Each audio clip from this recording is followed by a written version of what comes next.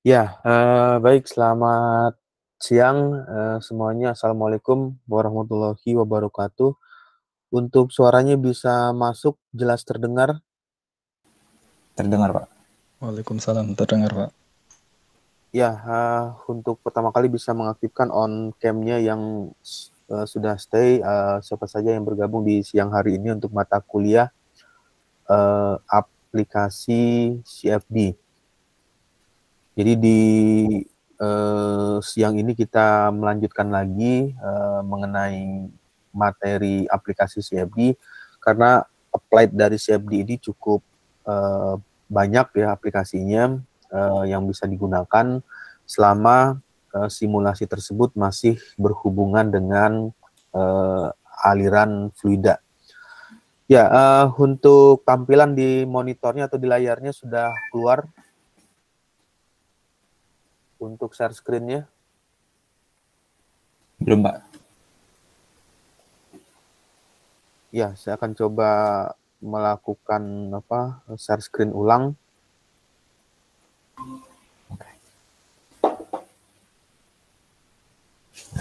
Ya, sudah masuk ya, sudah keluar share screen-nya. Sudah, Pak. Untuk tampilannya ya, oke. Kemudian di siang ini kita coba untuk membahas mengenai applied ya, aplikasi dari CFD. Salah satunya itu yang berhubungan dengan media berpori. Jadi media berpori juga bisa dimodelkan atau disimulasikan menggunakan CFD. Apa saja yang masuk dalam kategori media berpori atau biasanya disebut dengan poros media. Media poros itu media yang memiliki pori. Mudahnya atau gambaran mudahnya membayangkan seperti apa media berpori itu, ya seperti ada pori-pori atau ada lubang-lubang kecil, di mana pori-pori atau lubang-lubang kecil tersebut sebagai sarana atau sebagai laluan fluida untuk bisa masuk melalui lubang tersebut atau pori-pori tersebut. Nah, salah satu contohnya dari media berpori, misalkan yang paling mudah itu ya pakaian atau baju yang terbuat dari kaos baju atau baju semua baju ya, terkecuali baju yang materialnya dari parasut.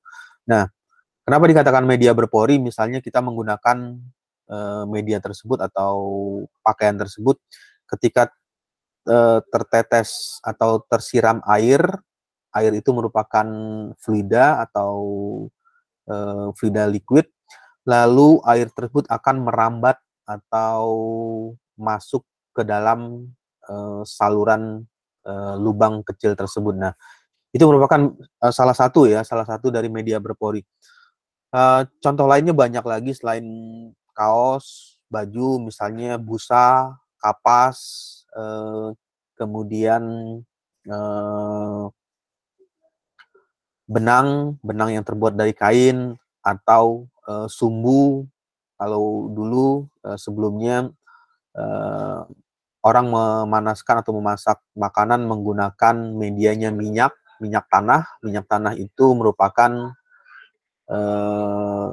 fluida liquid, fluida cair, kemudian yang berada di bawah, di dasar tangki atau tempat penyimpanan minyak, lalu minyak tersebut bisa merambat naik ke atas melalui sumbu atau yang biasa disebut dengan sumbu kompor.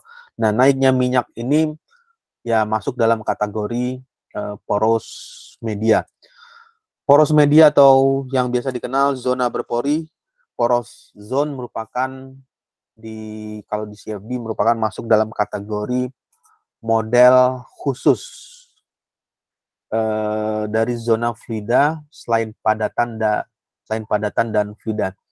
Kenapa dikatakan model khusus? Karena model ini unik ya, atau berbeda dengan hal yang mensimulasikan yang lain, misalnya mensimulasikan aliran aerodinamika external flow atau aliran internal flow.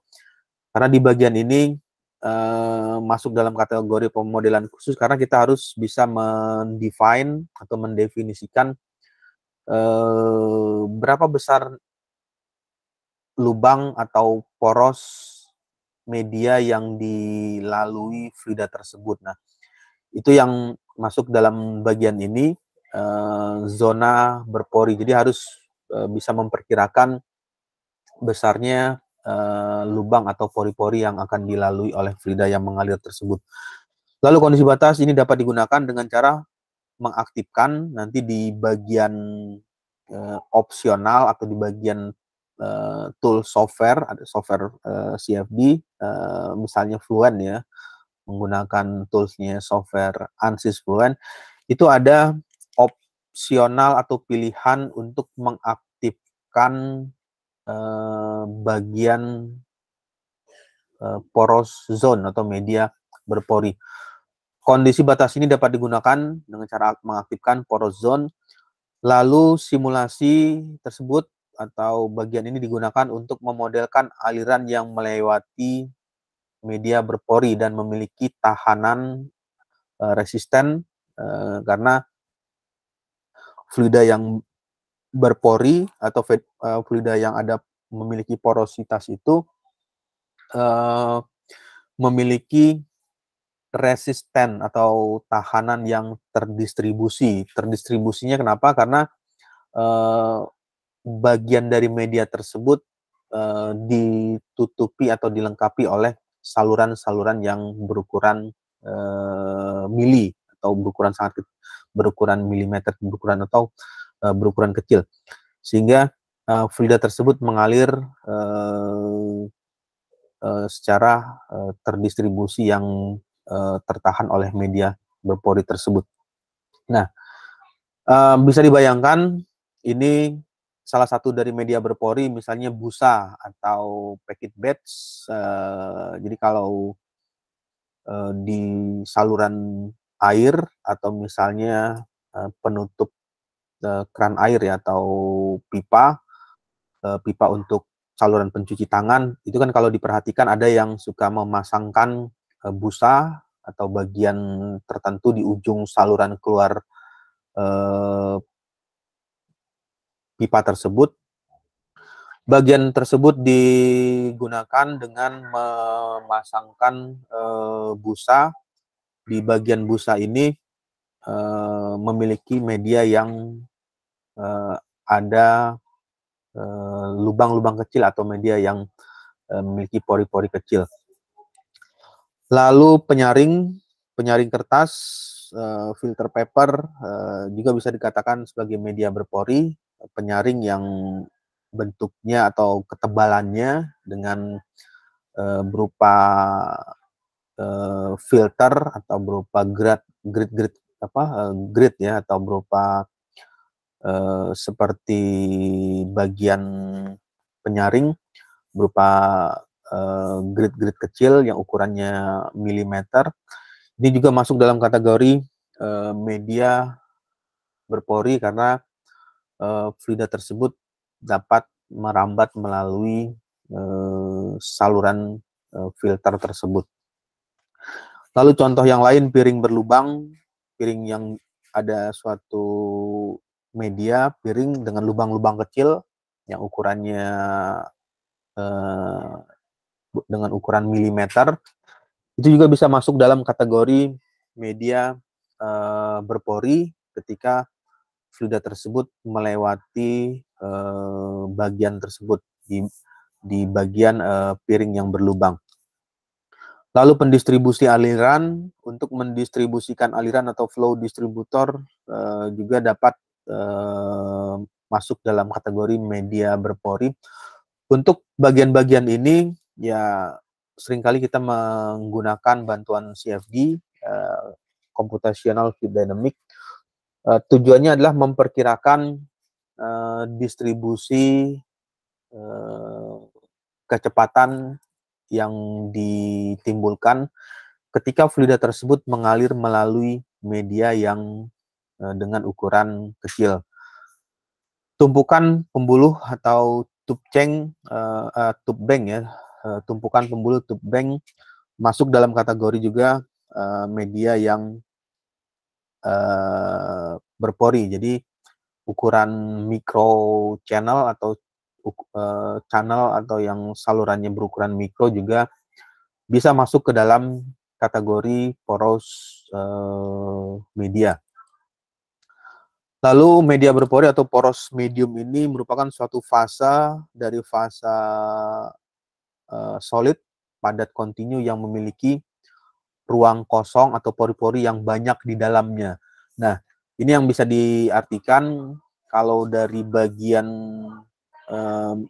media berpori ini masuk dalam kategori poros medium. Jadi wujud atau fisik dari media tersebut berbentuk solid atau berbentuk padat secara kontinu. Kontinu itu saling terhubung antara pori-pori satu dengan pori-pori berikutnya, saling berdekatan, tetapi dibatasi oleh dinding atau dibatasi oleh bagian-bagian media tersebut, sehingga membentuklah ruang kosong atau pori-pori yang banyak di dalam media tersebut. Nah, contoh yang lain seperti spong atau busa itu masuk ke dalam bentuk poros zone atau zona media berpori, sponge, busa, kemudian tisu, kapas juga masuk ke dalam kategori media berpori. Cloth ini pakaian, ini tadi pakaian dari kain berbahan kapas, itu juga masuk dalam kategori media berpori. Kertas HVS, kertas koran, kertas folio, kardus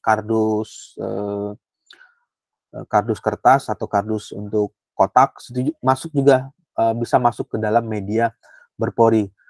Karena ketika ada fluida cair yang masuk atau tersiram atau menetes di atas kertas tersebut, maka fluida tersebut akan merambat secara terdistribusi ke bagian yang kosong atau bagian yang belum tersiram oleh air tersebut. Nah, bagian ini masuk dalam kategori kertas yang masuk dalam bagian poros medium atau media berpori.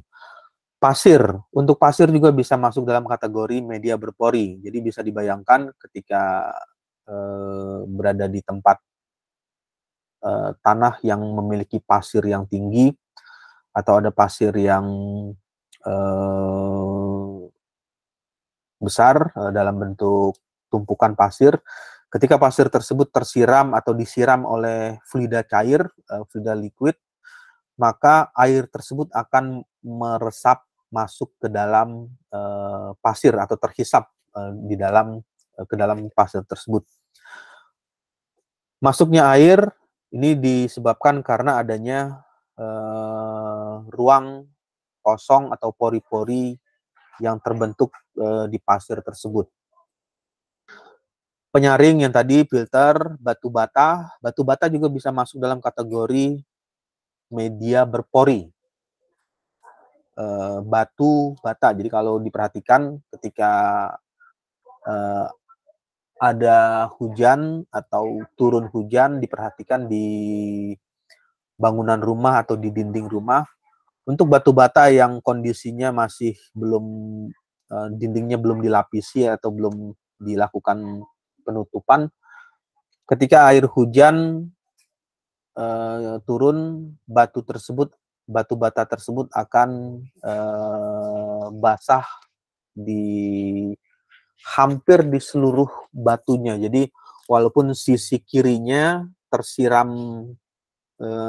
air hujan, kemudian di bagian sisi kanan itu bisa saja air tersebut merambat dari sisi kiri ke kanan atau bahkan dari sisi bagian atas ke sisi bawah. Nah, hal inilah yang menjadikan kalau di bagian tertentu seringkali pada saat membangun suatu konstruksi atau rumah, ketika batu-batuan tersebut ditumpuk menjadi susunan tertentu, setelah batu itu dipasang, dibentuk menjadi susunan, dilakukanlah pelapisan untuk menutupi batu tersebut. Jadi dilakukan pengecatan ulang atau penutupan ulang sehingga batu tersebut tidak terlihat ya.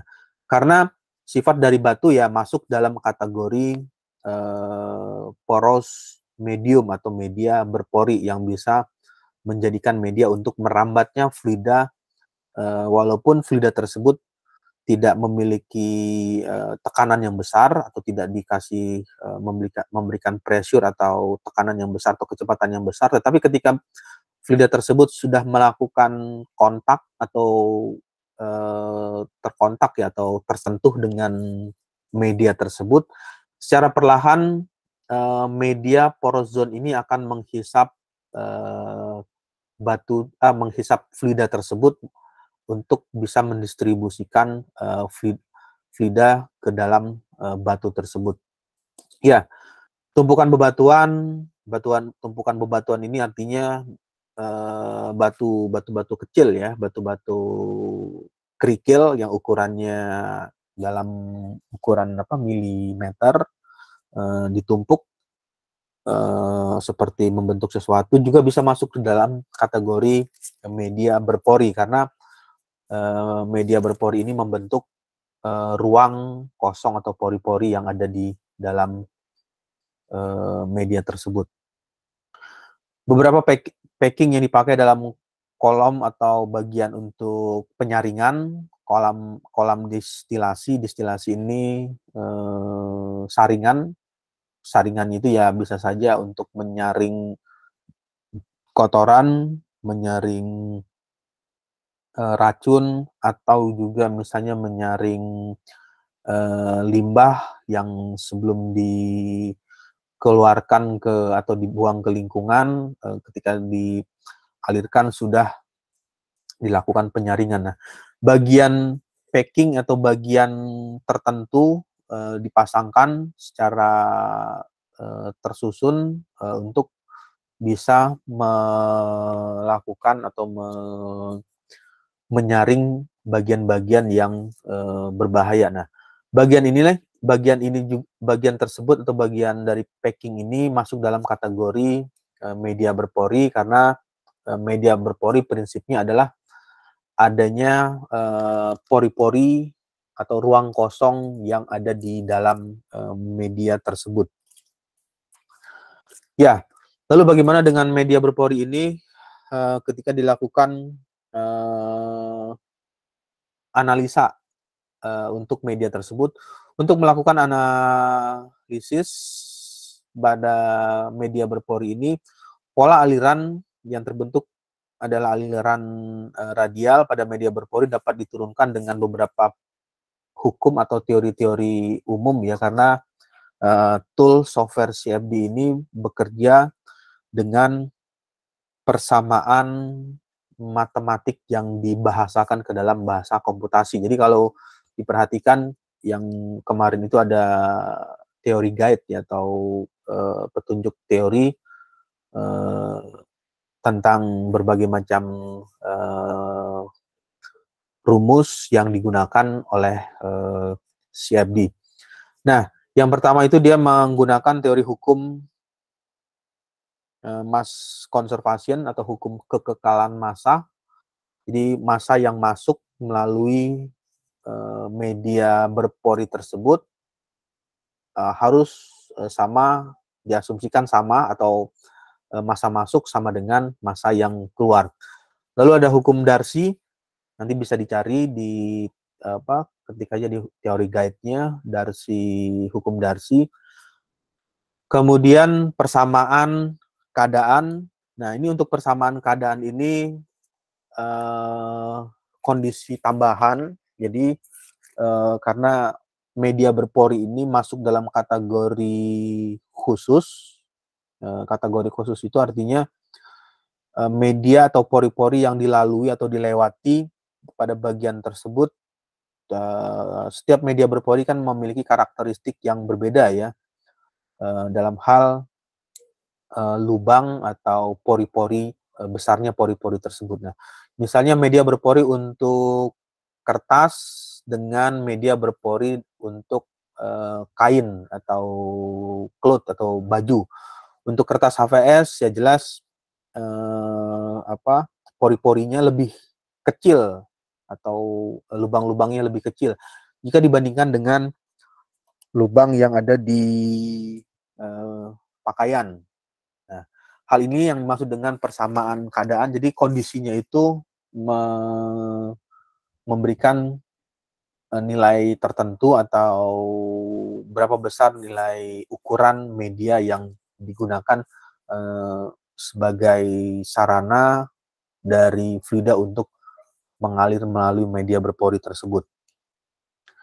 Ya, untuk hukum kekelan massa ini yang tadi ada menyatakan bahwa selisih antara banyaknya massa yang masuk dengan massa yang keluar dari suatu media berpori dengan asumsi sama dengan banyaknya massa yang terakumulasi dalam media berpori tersebut.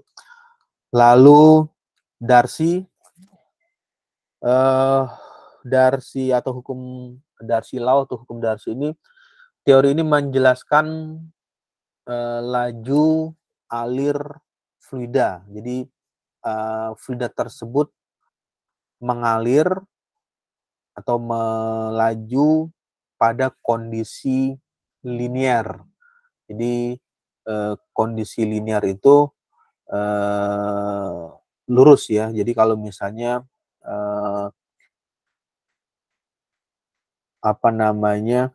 fluida tersebut kondisinya linear, misalnya kecepatannya linear dengan terhadap waktu. Jadi kalau misalnya direpresentasikan dalam bentuk grafik di bagian ini ada grafik.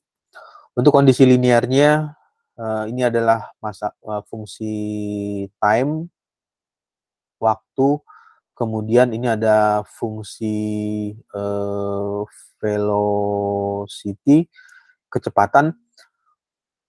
Jadi ketika fluida tersebut melaju pada kondisi ini, katakan dengan kondisi yang linear. Jadi kondisinya lurus, linear. Aliran secara horizontal, steady state, dan fluida yang digunakan bisa menggunakan fluida kompresibel atau fluida yang uncompressible seperti fluida liquid. Ya, lalu persamaan keadaan yang tadi selain lubang-lubang kecil juga memperkirakan turunan waktu terhadap nilai kerapatan, densitas batuan atau densitas dari, kalau di ini diibaratkan media berpori, seberapa rapat media berpori tersebut. Jadi kalau di sini digambarkan densitas batu atau kerapatan dari batu atau kerapatan dari busa atau spons, kemudian atau misalnya kerapatan dari kain, kertas, pada persamaan yang dinyatakan dalam turunan waktu. Jadi persamaan tersebut diturunkan dalam turunan waktu terhadap nilai besarnya tekanan dengan menggunakan dasar hukum termodinamika. Nah, di bagian ini kalau misalnya fluida tersebut ada berhubungan dengan masalah ada masalah panas yang ikut bersamaan ya, fluida yang mengalir tersebut memiliki temperatur atau memiliki suhu sehingga menggunakan dasar-dasar hukum termodinamika. Tetapi kalau misalnya fluida yang mengalir tersebut dalam kondisi yang normal atau tidak ada perbedaan temperatur antara fluida yang mengalir di dalam media berpori tersebut, maka teori atau dasar hukum termodinamika pada saat disimulasi menggunakan CFD ANSYS Fluent tersebut tidak diaktifkan atau tidak dipergunakan ininya apa namanya hukumnya. Ya, untuk aplikasi dari media berpori ini ilustrasinya ya ini hanya contoh atau ilustrasi saja untuk media berpori. Di bagian ini umumnya kalau media berpori itu kan tidak hanya seperti ini ya bentuknya, bisa saja kondisinya berbentuk segitiga atau berbentuk segi empat atau dengan berbentuk seperti saluran pipa dan lain sebagainya. Di dalamnya ada berupa busa. Untuk media berpori, pada saat mendefinisikan media tersebut, terlebih dahulu harus diketahui berapa nilai kecepatan atau di-define kecepatan yang diketahui, berapa besar nilai kecepatan saluran masuk. Nah, ini dalam simulasi CFD ini perlu diketahui ya, kita harus bisa memperkirakan terlebih dahulu untuk initial condition atau kondisi awal pada saat mendefine atau mendefinisikan dari media yang menjadi media berpori tersebut. Berapa besar nilai kecepatannya, lalu substratnya atau media ini, ukuran dari porosnya, berapa besar ukurannya, lalu di bagian ini ada saluran keluar. Nah, ya nanti pada saat di bagian tersebut sudah dilakukan, ini disimulasikan dalam kondisi 3D ya. Nah, walaupun ini dicontohkan atau diambil sampelnya itu dalam versi Fluent yang lama, tetapi pada intinya di bagian software pengembangan software atau software ANSYS Fluent yang keluaran terbaru pun masih juga ada bagian tersebut. Yang berbeda hanyalah ada penambahan bagian persamaan atau model matematika yang dikembangkan. Tetapi secara prinsipnya atau secara filosofi dasarnya, bagaimana software tersebut melakukan perhitungan ya sama antara software yang sebelumnya dengan software yang versi keluaran terbaru ya, walaupun di bagian itu untuk versi keluaran terbaru itu ada penambahan. Nah, di bagian ini untuk tools dari software ANSYS Fluent sama seperti yang versi baru juga ada tahapan awal yang dilakukan. Yang pertama memastikan bahwa bagian tersebut setelah digambar, media ini harus digambar tampilannya seperti ini. Jadi ada kalau diartikan ya ada bagian 1, lalu ini ada bagian 2 substrate, dan yang ketiga ini yang warna abu-abu ini adalah bagian ketiga outlet. Ini yang harus didefinisikan dalam bentuk tampilan 3 dimensi 3D, lalu melakukan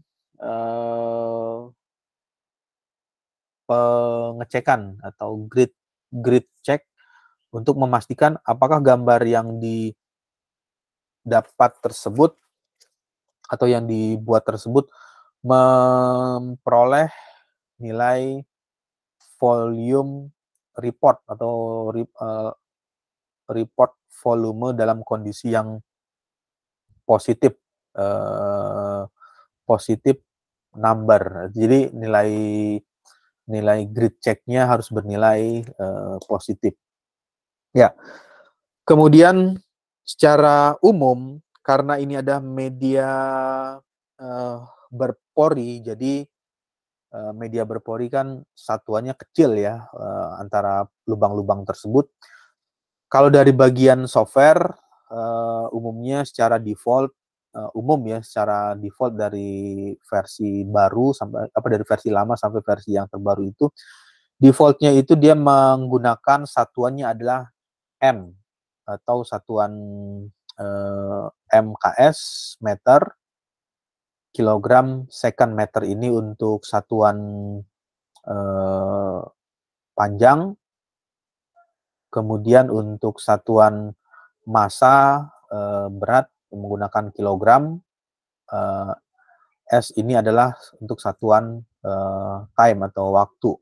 Nah, di bagian ini karena medianya itu adalah berukuran kecil, sehingga pada saat pertama kali yang perlu dipastikan kita harus merubah terlebih dahulu ukuran grid tersebut ke dalam ukuran milimeter, satuannya milimeter.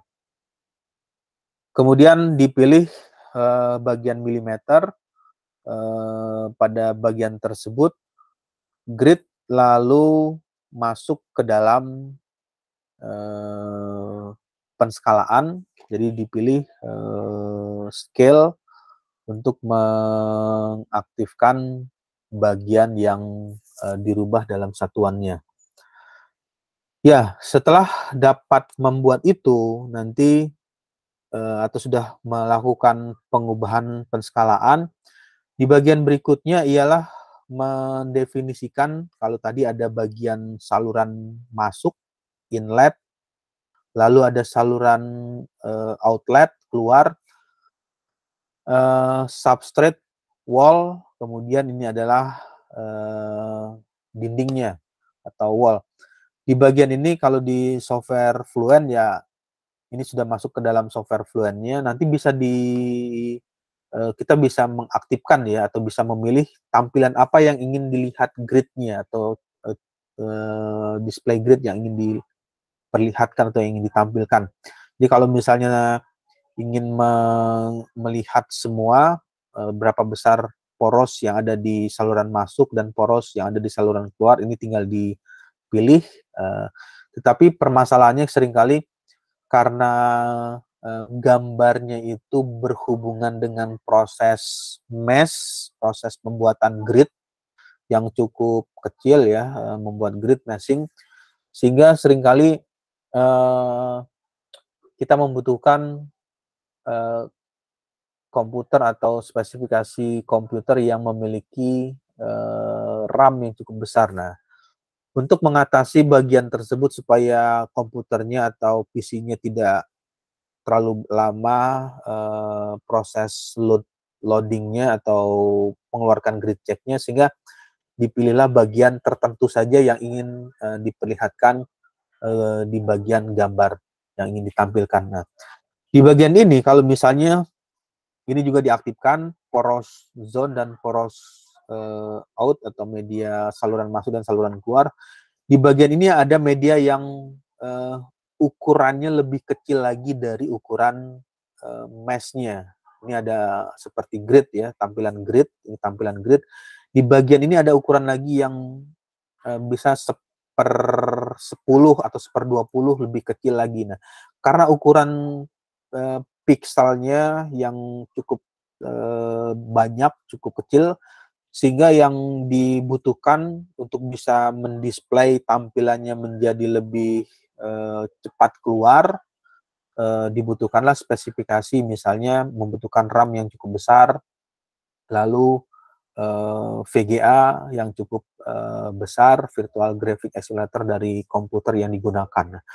Karena di bagian ini misalnya menampilkan bagian poros zone itu terlalu banyak atau terlalu kecil, sehingga untuk membuat efektivitas dari tampilan yang dikeluarkan tidak perlu mengaktifkan bagian tersebut. Jadi menampilkan bagian ini nanti langsung keluar, kita bisa mengetahui bahwa di dalamnya itu sudah ada bagian media yang berpori. Ya, sama seperti yang berikutnya, di bagian ini terlebih dahulu mendefinisikan definisi pressure base. Di simulasi yang sebelumnya juga ada pressure base, jadi solvernya itu menghitung dengan dasar perbedaan tekanan masuk dengan tekanan keluar, space-nya dalam bentuk tampilan 3 dimensi, absolute, green gauge, cell base, lalu ini ada model implicit, lalu ada model steady untuk kondisinya itu dalam kondisi diasumsikan steady state. Ya, karena simulasinya itu atau pergerakan dari aliran ini di bagian ini, di bagian contoh ya, ini hanya sampel saja atau contoh dari tutorial yang ada. Kita bisa memilih bagian tersebut dengan kondisi model, apakah menggunakan model turbulen atau mau menggunakan model aliran yang laminar. Nah, untuk simulasi CFD itu seringkali banyak menggunakan penganggapan atau asumsi, jadi berasumsi bahwa alirannya yang mengalir melalui zona tersebut diasumsikan dengan aliran yang random atau aliran yang acak, masuk dalam kategori aliran turbulen. Untuk model turbulen yang digunakan ialah turbulen K epsilon standar, lalu ada di bagian ini standar wall-nya itu, fungsi wall-nya itu standar wall function. Besaran yang digunakan, ini ada ketentuan di teori guide, nanti kita coba lihat di slide di tutorial guide-nya. Ini ada nilai-nilai seperti nilai CMU, ini ada merupakan konstanta 0,09, 1,44, 1,92, lalu TKE turbulen kinetic energy Prandtl number bernilai 1. Nilai-nilai ini bisa kita bisa merubah atau merubah nilai model konstan tersebut. Nah, karena nilai ini juga memberikan kontribusi hasil hitungan yang ditampilkan oleh simulasi untuk media yang berporos. Lalu yang di bidang lainnya, menambahkan nitrogen untuk fluid material di bagian fluid database ini. Untuk fluida yang digunakan, dia menggunakan medianya itu adalah bagian fluida kompresibel atau fluida gas. Fluida yang digunakan adalah nitrogen dengan nilai density-nya 1,138. Viskositas kekentalan 1,663 kali 10 pangkat min 5. Ini merupakan viscosity dari nitrogen tersebut. Nah, untuk bagian tersebut dipastikan bahwa kita harus memilih fluida apa yang digunakan sebagai fluida yang bekerja pada media berpori tersebut. Kalau di tampilan slide ini yang dicontohkan atau yang digambarkan, ini dia menggunakan medianya itu adalah nitrogen untuk tampilannya sebagai fluida dengan nilai properties yang dimiliki oleh nitrogen seperti density, CV, thermal conductivity, viscosity, diasumsikan nilainya bernilai konstan, jadi dia tidak mengalami perubahan pada saat fluida tersebut merambat atau masuk ke dalam media poros tersebut. Nah, seperti nilai konstan ini juga merupakan masuk dalam kategori asumsi. Jadi pada saat Itulah kekurangan atau kelemahan dari CFD. CFD ini banyak sekali memberikan anggapan. Kita menganggap atau mengasumsikan kondisinya konstan, ya. Nah, aktualnya atau kondisi aktualnya bisa saja berbeda. Nah, cuman yang menjadi problem lagi atau permasalahannya, kita tidak bisa mendapatkan informasi secara detail atau informasi seperti apa atau pada kondisi yang bagaimana nilai-nilai properties dari nitrogen tersebut mengalami perubahan. Nah, sehingga yang dilakukan ialah pada saat simulasi itu memberikan asumsinya menggunakan asumsi yang konstan. Ya, lalu pendefinisian kondisi batas. Untuk kondisi batas, boundary condition ini ada kondisi fluid yang didefinisikan terlebih dahulu, berarti mendefine ini dulu, fluida kerjanya. Fluida kerjanya tadi menggunakan N2 nitrogen yang digunakan untuk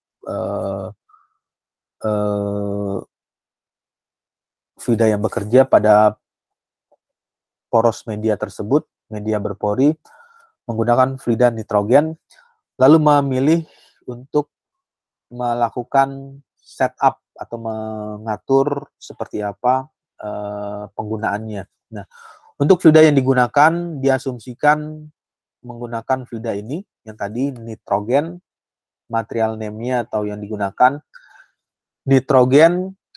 Untuk bagiannya di bagian ini ada opsi yang tertulis ya, ada poros zone, apakah alirannya itu masuk atau fluida yang merambat atau yang mengalir ini masuk melalui media yang ada poros atau yang laminar zone atau short zone atau fixed value, jadi nilainya tetap. Nah, karena nilai di bagian media berpori ini menggunakan saluran yang berpori, sehingga pada bagian ini mencoba mengaktifkan persamaan matematik poros zona berpori atau poros zone. Jadi dipilih nitrogen, select nitrogen, material drop down list, klik OK. Nah, lalu di bagian tersebut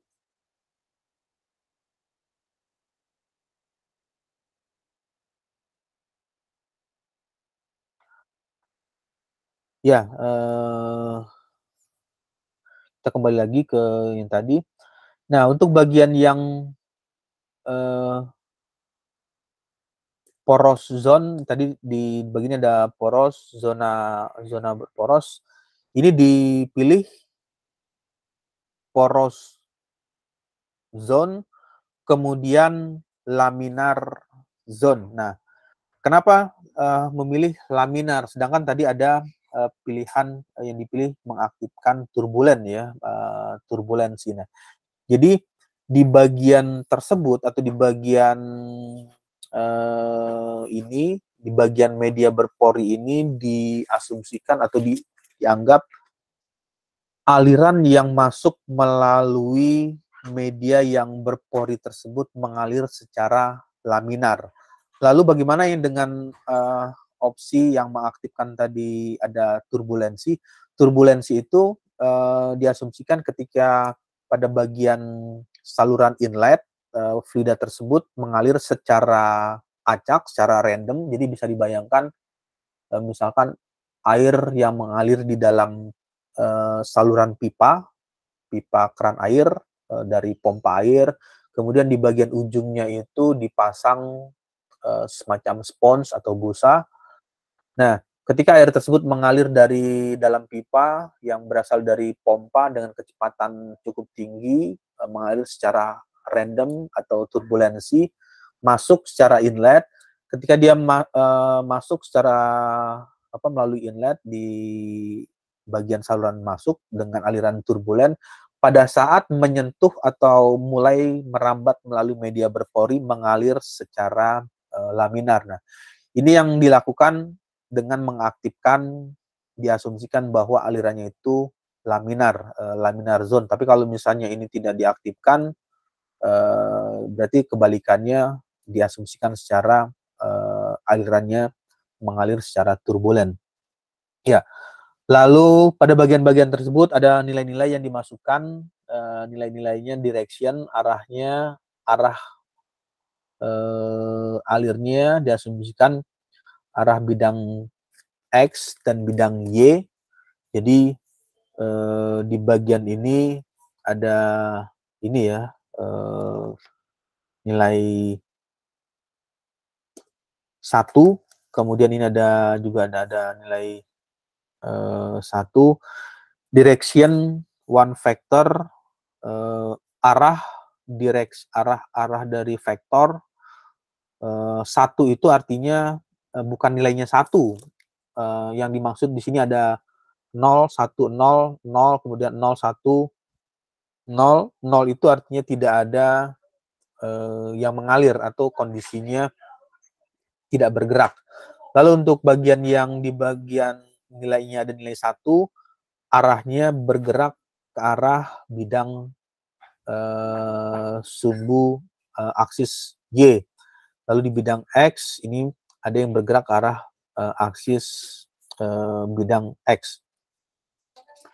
Untuk kondisi bagian tersebut, direction 1, arah 1, arah 2, arah 3,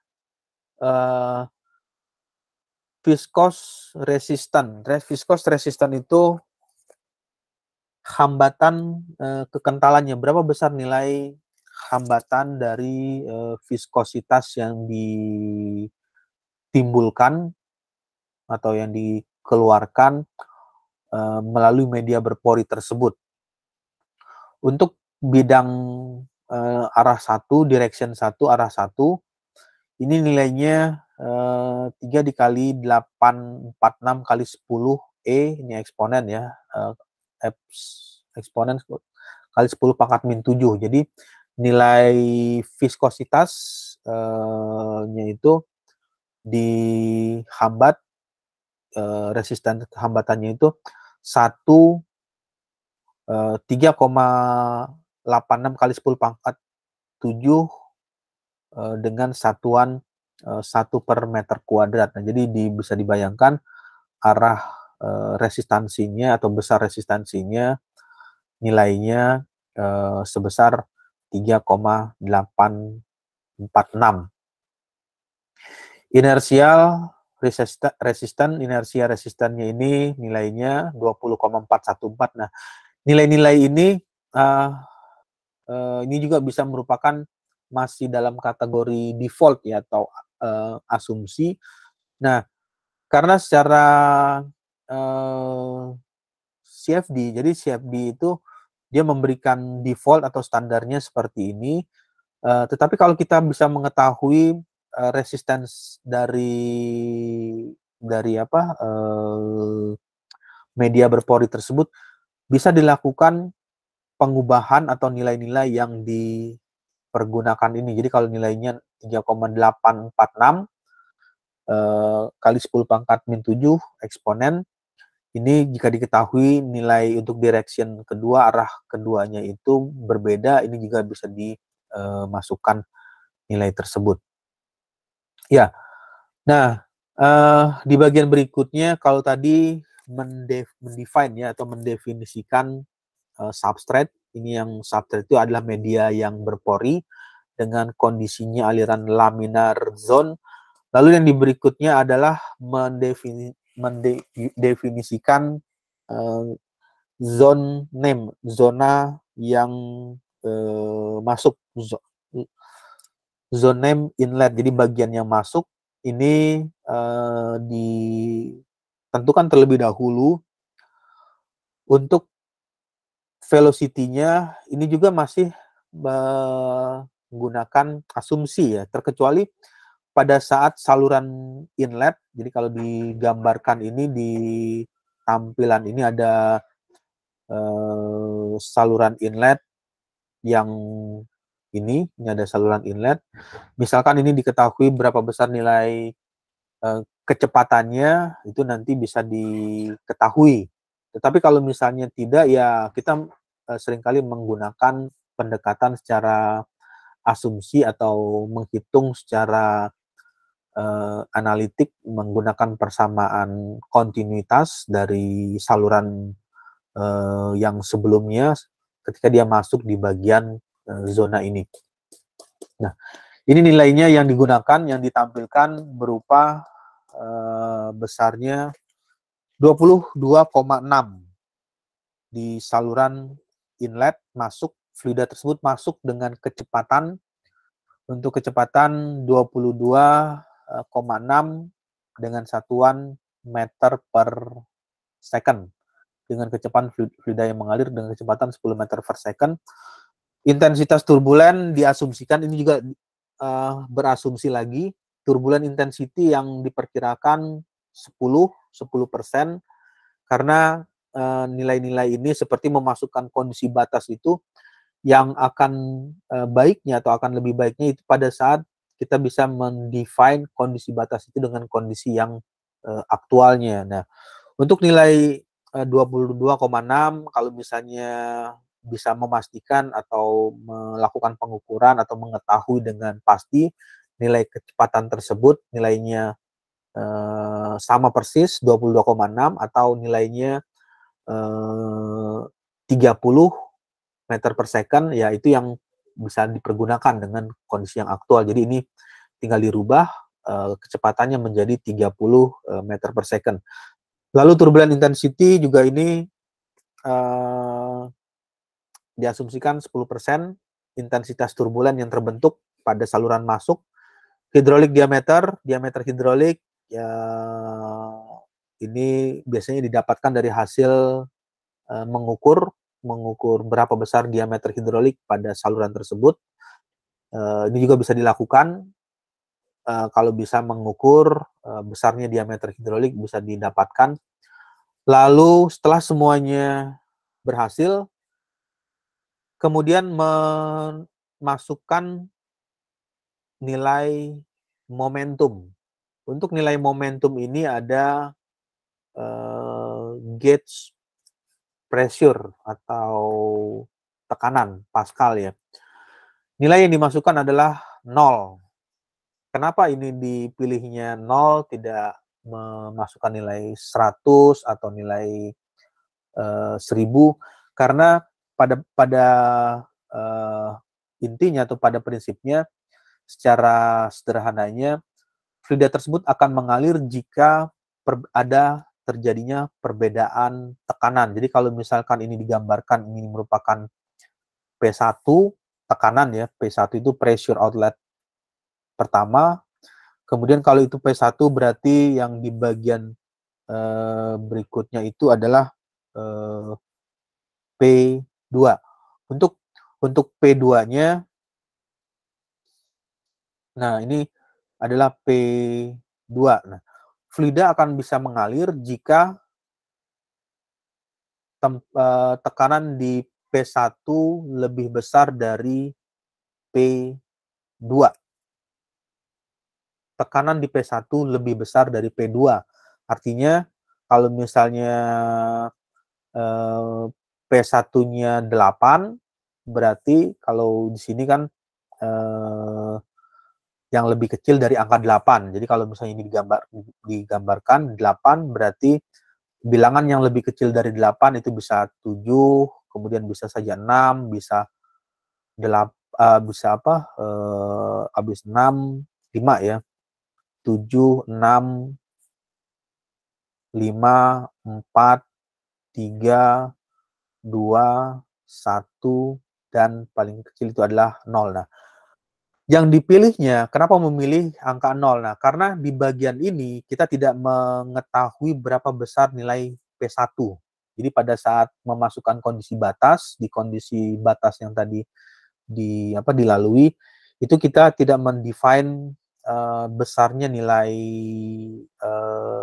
P1-nya, tetapi sudah masukkan nilai kecepatan. Nah, sehingga karena itu tidak diketahui, dipilihlah atau diasumsikan ini nilai kosong ini diasumsikan dengan nilai asumsi. Jadi karena tidak diketahui besar nilai tekanan masuk di saluran pertama, jadi prinsip tekanan itu bisa mengalir jika nilai P1 saluran masuk lebih besar, tekanan di saluran masuk lebih besar dari saluran keluar. Nah, ketika ini dipasangkan dengan bilangan nilainya itu adalah 0, maka berapapun nanti pada saat software akan menghitung, tadi dia akan menghitung dengan teori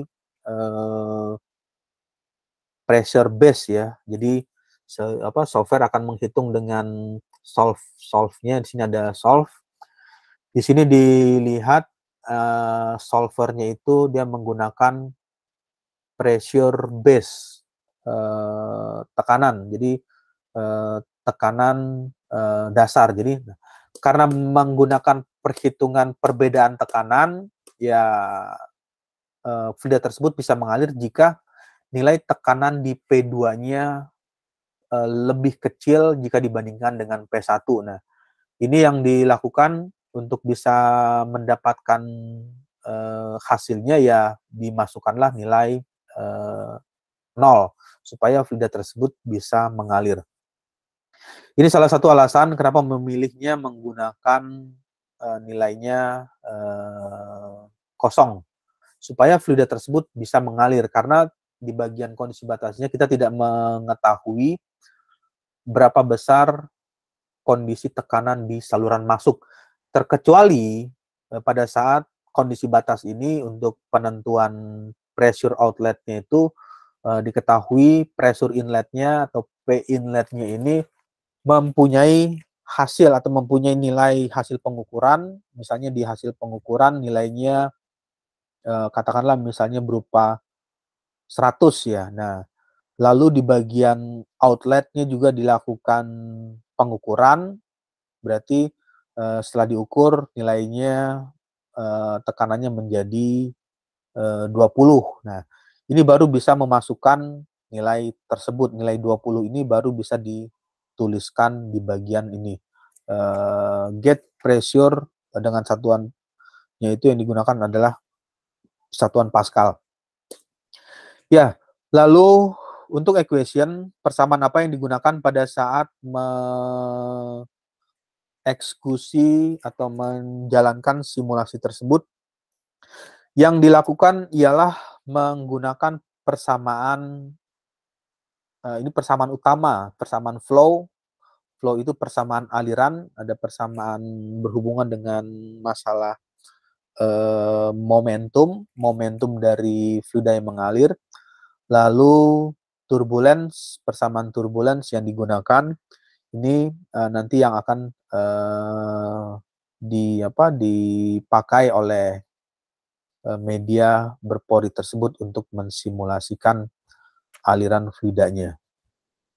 Ya, lalu di bagian selanjutnya mencoba menampilkan solve, monitor, kemudian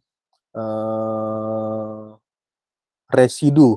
Untuk bagian residual ini di sini dikeluarkan, bisa mengeluarkan grafik, optionnya ini diaktifkan, menampilkan print, lalu di plot.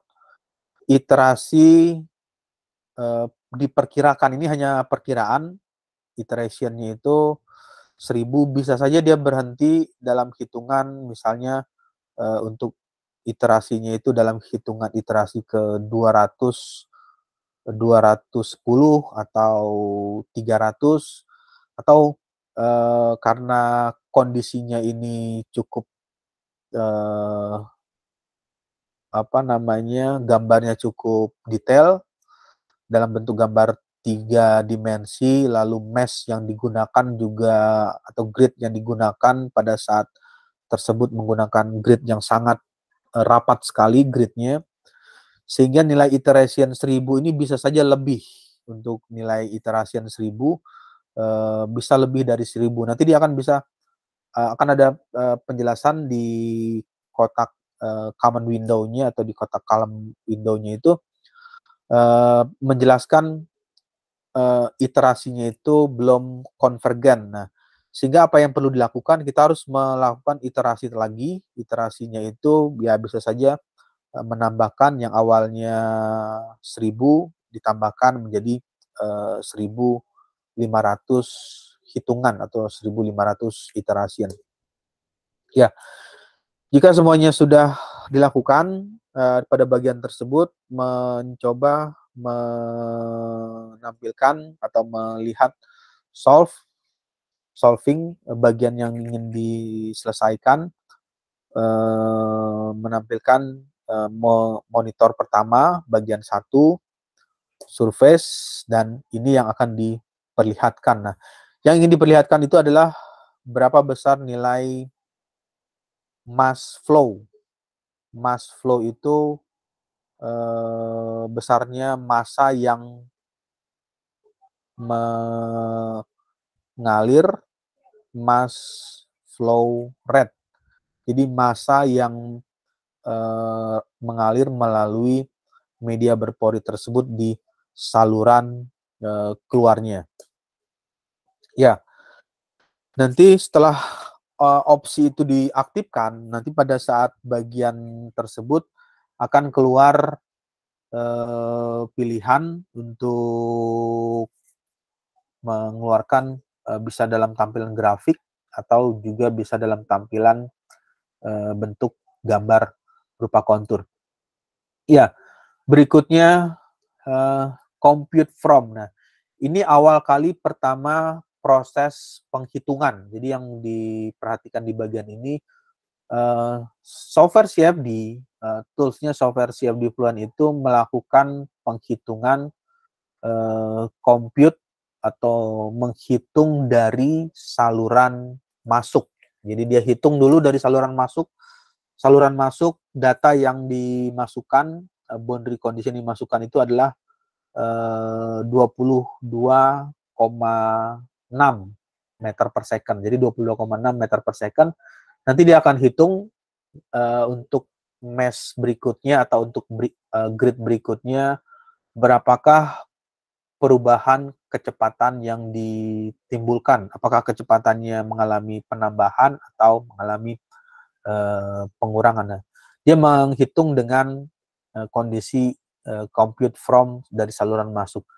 Perhitungan ini bisa saja memiliki hasil yang variatif ya. Jadi pada saat ketika misalnya kondisi batasnya sama semua yang dilakukan.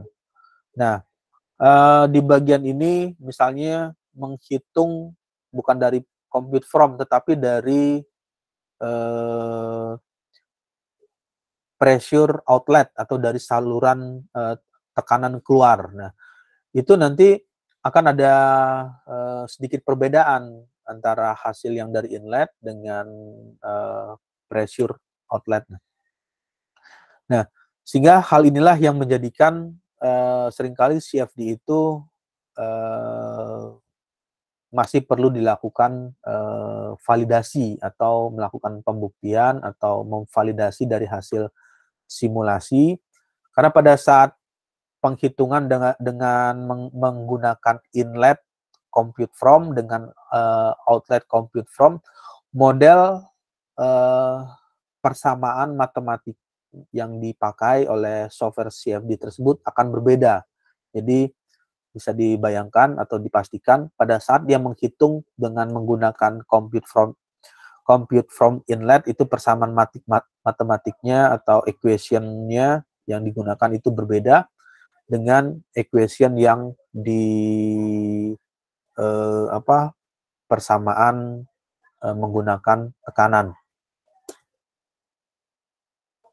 Ya, lalu di bagian berikutnya setelah semuanya selesai, ini tujuannya adalah untuk menyimpan terlebih dahulu file data yang sudah dibuat, data-data kondisi batas yang dibuat tersebut disimpan, file di write, lalu cache, di solve, lalu dilakukan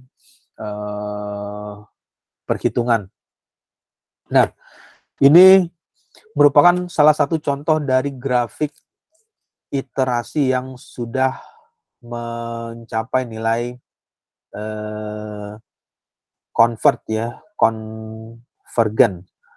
Yang dimaksud dengan konvergen karena pada saat melakukan simulasi dengan CFD itu, yang perlu dipastikan adalah kita bisa mendapatkan grafik yang konvergen untuk hasil yang diperoleh. Untuk grafik konvergen ini karakteristiknya atau karakteristik yang bisa dilihat secara visual dari gambar grafiknya. Untuk konvergen, ketika dia sudah mendapatkan garis yang line ya, atau garis line itu lurus, ini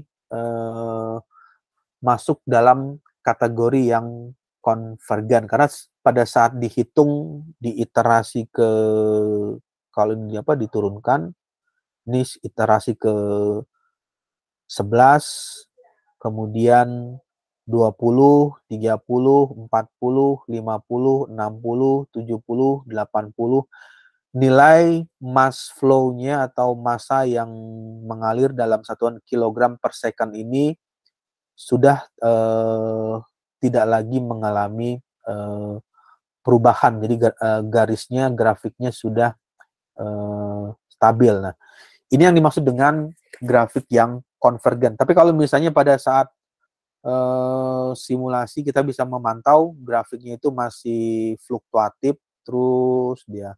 Nah, masih fluktuatif artinya belum mencapai konvergen. Nah, inilah yang diperlukan iterasinya itu bisa lebih dari nilai 70, bisa saja sampai 100 atau bahkan sampai tadi kalau gambarnya itu bisa sampai 300 atau lebih dari nilai 1000 kali iterasian. Ya, di bagian berikutnya ada, ini merupakan tampilan post processing purpose. Tujuannya ada surface, permukaan, isosurface. Nah, ini hampir semuanya bisa dilakukan. Kalau di versi yang terbaru, ANSYS CFD POS ya namanya, CFD POS ini juga bisa melakukan hal tersebut, menampilkan permukaan yang ingin ditampilkan, surface-nya atau permukaan dalam kondisi yang ISO atau kondisi yang sama. Oke, sampai sini ada pertanyaan atau ada yang ingin ditanyakan?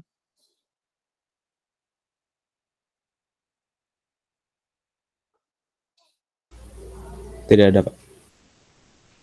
Ya, jadi CFD itu pada